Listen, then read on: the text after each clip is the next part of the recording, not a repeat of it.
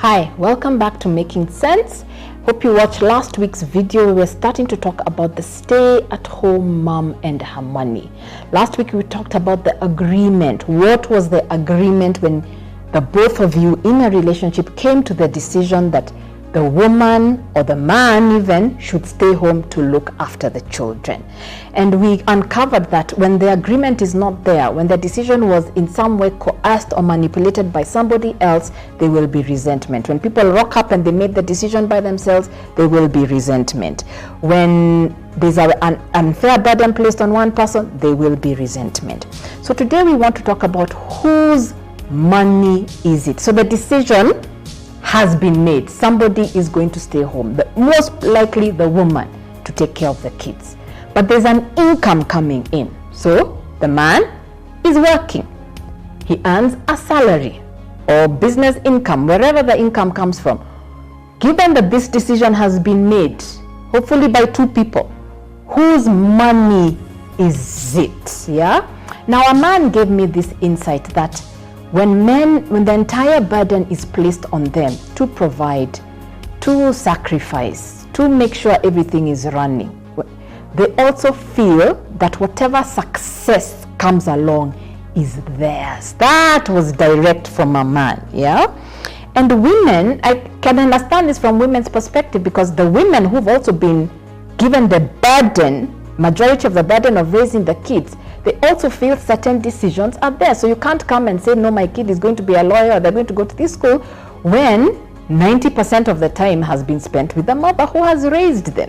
So I think it works both ways, and I think it's understanding what the responsibility is and the entitlement because of that responsibility. So whose money is it?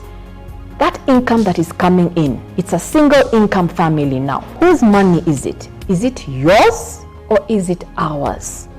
And even in those two separate dynamics, what are the boundaries regarding that? So let me tell you about Mary and Jack.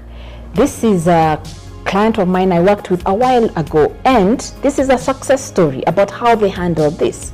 So Mary was working, Jack was working, and then the kids came along and they jointly, please note the word jointly, made a decision that Mary should stay home to look after the children. So what they then decided, and this is not in one sitting they decided, they went through a tug of war, they went through many fights before coming to this realization that in order to save their marriage, yeah, in order to save that very family that Mary sacrificed her career for, this is what was going to have to happen, yeah. That income, ours. Okay, Jack goes to the office, earns the income. When he earns it, Mary gets a salary, Jack gets a salary. Do you hear those words? Salary, salary. Yeah? Then, after that, the rest is used for joint family responsibilities and joint family savings and investments. Now, not many couples have reached there, because the money is still treated by the income earner as it's my money, and from my money I decide what to give you. And if that is the reality for you as a woman, are you okay with it? Nobody can tell you what to be okay with it, but are you okay with it, or are you struggling with it? If you're struggling with it, you've got to face the truth. Like Mary told me, she was never going to be okay with that.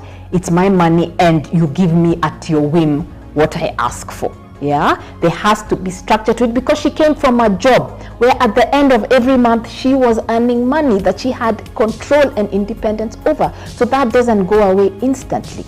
And I think for Jack, the mindset shift was, even though it's me showing up in the office, this is now going to be for joint purposes. Besides, that's the entire reason they said stay home and raise the kids, so because it is about the family. Okay, so that's a good story, but it means both parties understood that we are both bringing something to the table. It means Mary's role in spending time with the kids and being a homemaker was given the appropriate value.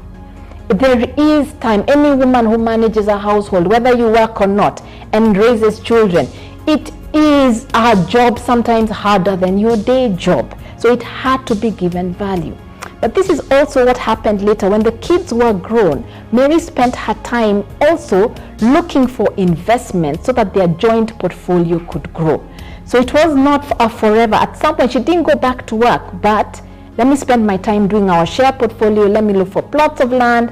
Let me deal with bonds. Let me deal with the insurance companies, so that she actually became the manager of the money.